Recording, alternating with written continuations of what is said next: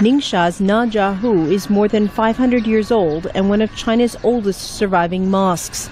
Villager Na, who is 74 years old, says he remembers when Red Guards tried to tear it down during the Cultural Revolution in the 1960s and 1970s, when Muslims were persecuted, not allowed to worship, and some even driven to suicide.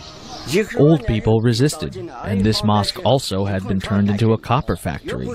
So they, the Red Guards, could not destroy it. Na is one of China's 10 million Huis, descendants of Arab and Persian Silk Road traders who stayed and intermarried. He says life for Chinese Muslims has improved tremendously in recent decades.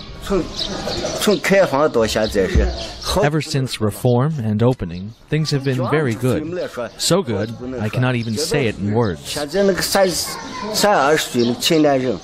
Huis make up China's largest Muslim population. They are seen as better integrated into Chinese society than the Uyghurs in Xinjiang, who speak a different language.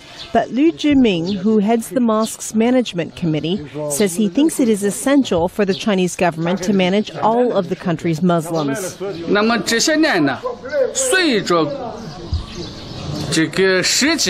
These past few years, after the huge changes that happened in the Muslim world,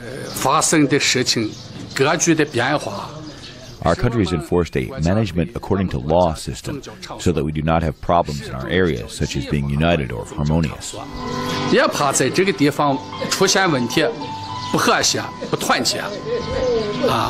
The government maintains 10 state-run Muslim colleges throughout China and has allowed the emergence of non-governmental Islamic institutes too.